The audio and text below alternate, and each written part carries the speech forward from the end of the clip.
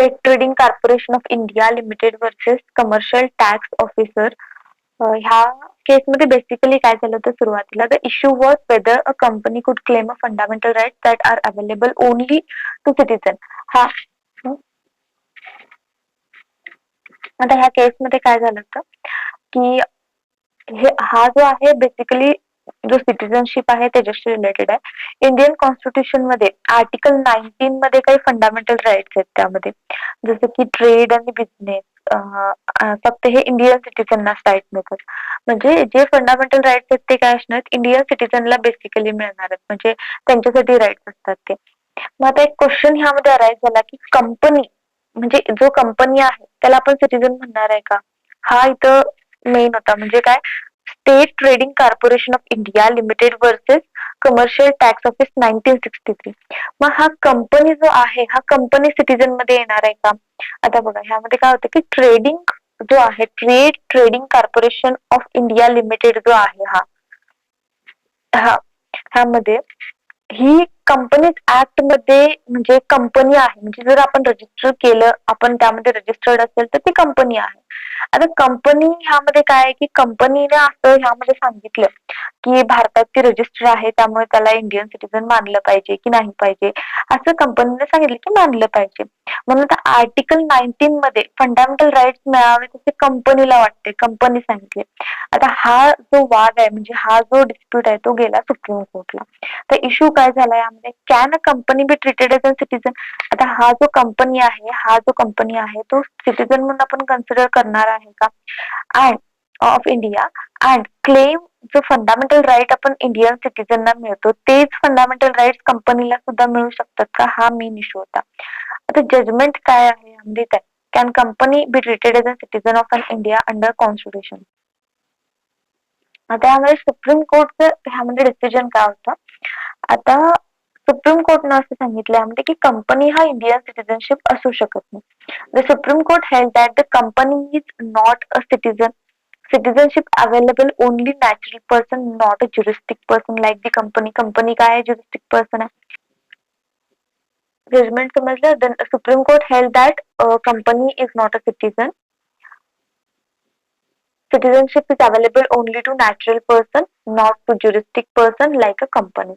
The importance काय आहे या केसमध्ये, this case clarified that the rights reserved only for the citizen. म्हणजे ह्या केस थ्रू असं समजते की फक्त जे राईट्स आहेत ते फक्त कुणाला, सिटीजन ऑफ इंडियन सिटीजन्सनाच आहेत. Such as those under article 19 can not be claimed as an company. कंपनीला ते राईट्स नाही. त्याच्यानंतर नेक्स्ट आहे यामध्ये Pradeep Jain versus union of इंडियाची केस आहे. आता ह्या केसमध्ये सिटीजनशिपशी रिलेटेड खूप इम्पॉर्टंट केस आहे.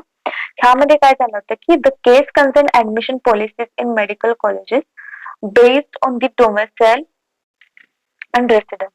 तर ह्या केसमध्ये क्वेश्चनच असा होता, फॅक्ट असा होता की भारतात एमबीबीएस असू दे, प्रोफेशनल कोर्सेस असू दे, वेगवेगळ्या स्टेटमध्ये काय केले होते की डोमेसाइल अँड रेसिडेन्सच्या बेसिसवर ह्यामध्ये ऍडमिशन चालू होते.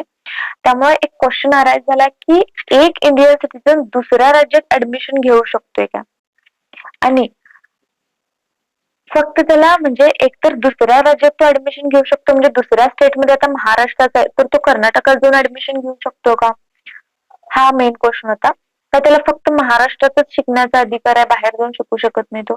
हा सुप्रीम कोर्टचा जो डिसिजन होता ह्या केस थ्रू आलेला आहे. आता ह्यामध्ये फॅक्ट काय काय झालं होतं की काही म्हणजे असे स्टुडंट्स जे होते दुसऱ्या राज्यात म्हणजे मेडिकल कॉलेजमध्ये ऍडमिशन त्यांना मिळालं नाही, म्हणजे दुसऱ्या राज्यातील मेडिकल कॉलेजमध्ये ऍडमिशन मिळालं नव्हतं, कारण त्या राज्यात जे होते डोमेसाइल आणि रेसिडेन्स ह्या बेसिसवर त्यांना ऍडमिशन द्यायचे खूप जास्त राखून ठेवले होते जागा, असं रिझर्व करून ठेवले होते की डोमेसाइलवर आपल्या आपल्या स्टेटच्या, म्हणजे महाराष्ट्राच्या असतील तर महाराष्ट्राच्या स्टेटसाठी, रेसिडेन्ससाठी असं जागा रिझर्व करून ठेवले होते. मग जे स्टुडंट सगळे होते सगळे मिळून काय केले, सुप्रीम कोर्टला यामध्ये एक रिट दाखल केले यामध्ये.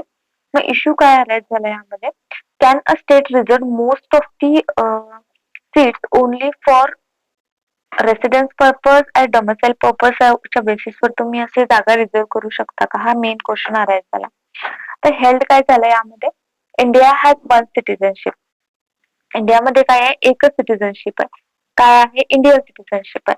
तर आपण परत स्टेट वाईज डिवाइड करू शकत नाही त्यामध्ये, कर्नाटका, महाराष्ट्र असे स्टेट वाईज डिवाइड करायचं नाही. म्हणजे प्रत्येक इंडियन सिटीजनला ह्यामध्ये सेम अपॉर्च्युनिटी मिळणार आहे ऑल ओव्हर इंडिया, की कुठं पण ते ऍडमिशन घेऊ शकतात. घेतो आपण पण. महाराष्ट्रात असेल तर कर्नाटकात ऍडमिशन घेतो आपण पण, किंवा गुजरातमध्ये घेतो. तर फक्त रेसिडेन्स अँड डोमेसाईलच्या भागावर आपण ऍडमिशन रिजेक्ट करू शकत नाही किंवा रिझर्व सुद्धा करून ठेवू शकत नाही. पण काही रिझनेबल रिझर्वेशन असू शकतात. एक 10% वगैरे महाराष्ट्रातील लोकांना, बाकीच्यांना म्हणजे किती पर्सेंट असं रिझनेबल रिझर्वेशन करू शकतात. पण स्ट्रिक्टली रिस्ट्रिक्टच करू शकत नाही. त्याच्यानंतर नेक्स्ट केस आहे यामध्ये,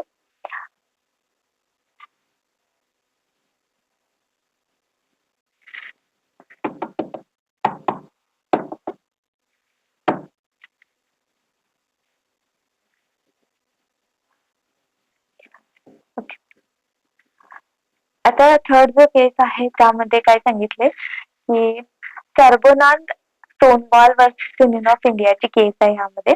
आणि ह्या केसमध्ये काय झालं तर फॅक्ट बघा. The case challenge the law dealing with the identification of the illegal migrant in the Assam. म्हणजे ह्या केसमध्ये काय झालं होतं, थोडक्यात एक आयडेंटिफिकेशन ऑफ इलिगल जे मायग्रंट्स वगैरे, मायग्रंट्स म्हणजे काय असतात, एका म्हणजे ह्या स्टेट मधून दुसऱ्या स्टेटमध्ये असं ट्रान्सफर होत असतात ते.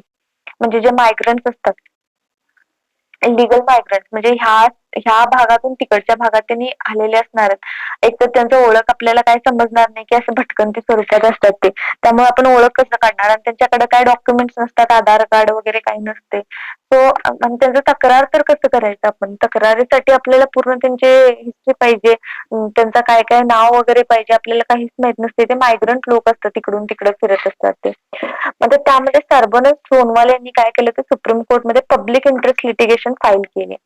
तर ह्या केसमध्ये काय झालं होतं की सर्बनंद सोनवाल यांनी IMDT जो ऍक्ट आहे 1983 चा, ह्यामध्ये ह्याला काय केले की यांनी त्यामध्ये मांडलं असं की त्यांचं असं म्हणणं होतं की जो हा कायदा आहे IMDTचा जो कायदा आहे, म्हणजे migrant illegal migrant determination by tribunal act जो होता, त्यांचं असं म्हणणं होतं यामध्ये की हा जो कायदा आसाम मधील जे इलिगल मायग्रंट म्हणजे येतात यांच्या विरुद्ध, जे म्हणजे ह्या कायद्यामुळे जे इलिगल मायग्रंट तिकडे तिकडे फिरत असतात त्यांना काय करायला यायचं नाही, की कायद्यात त्यांना अडकून ठेवायला यायचं नाही.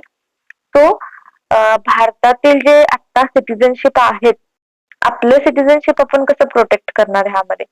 ह्यामध्ये काय हेड झालं मग, इश्यू काय झाला, whether the IMDT act was constitutional और नॉट. जो ऍक्ट होता तो कॉन्स्टिट्युशनल होता की नाही. मग ह्या केसमध्ये काय सांगितलं की IMDT ऍक्ट जो होता तो अनकॉन्स्टिट्युशनल आहे असं डिक्लेअर केलं होतं. कारण हा कायदा जो आहे, हा जो लॉ आहे, इलिगल मायग्रंट ओळखण्यासाठी आणि त्यांना बाहेर काढण्यासाठी एवढा प्रभावीच नव्हता. म्हणजे हे ऍक्ट असून पण काय उपयोग नाही यामध्ये, असं झालं होतं. त्यामुळे हा कायदा जो होता तो अबॉलिश करण्यात आला, रद्द करण्यात आला ह्यामध्ये.